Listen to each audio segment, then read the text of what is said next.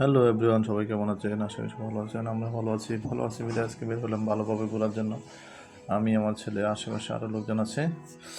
তো কোথায় গেলাম সেটা আসলে যেতে যেতে বলতেছি। গেলাম আপনার একটা রাঙ্গুনিয়া থানার মধ্যে, আপনার হচ্ছে চা বাগান। চা বাগানের আশেপাশে অনেকজন মানুষজন আছে। দেখেন আমাদের সামনে একজন পাহাড়ি যাচ্ছে। তো আমার ছেলেটা বানিয়ে যাচ্ছে পাহাড়ের সামনে সামনে যাবে, পিছনে পিছনে যাবে, সরি। তো গেল, তারপরে এখন সাথে একটা বান্ধবী নিয়ে গেলো। বান্ধবী যদিও তার বয়সে বড় হবে, হাঁটতেছে হাঁটতেছে বান্ধবী দেখে চা বাগানের ভিতরে ঢুকে গেলাম আমরা। তারপর একটু পোষপাশ করে গেলাম আমি, একটু পোষপাশ করে নেবো বলতেছি, একটু চুলের সুন্দর করে নেন, একটু স্টাইল করে নিলাম। ক্যামেরা এমন আবার সেই আবার।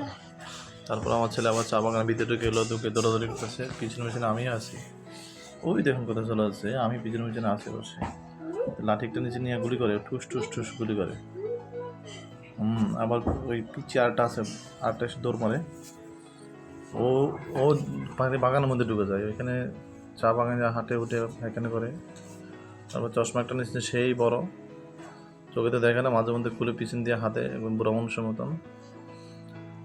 দুষ্টামি সেই করে। আবার অন্য একটা বাগান দিয়ে ঢুকে গেলাম, কারণ ওই বাগানের পাশে বেড়া আছে, বেড়া দিয়ে আপনার ছাগল দেখবি, এখানে ছাগল দাঁড়ায় আছে, ছাগল দেখবি।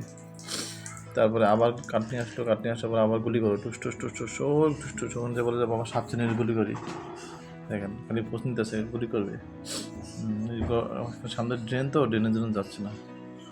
আসলে চা বাগান শুকনো মৌসুম, তো চা বাগানে যা তেমন মজা হচ্ছে না। তো ঘোরাঘুরি শেষে আমরা সবাই চলে আসলাম, এখানে নদী পার হবে। ভিডিওটা ভালো লাগে সবাই একটু লাইক কমেন্ট শেয়ার করে দেন।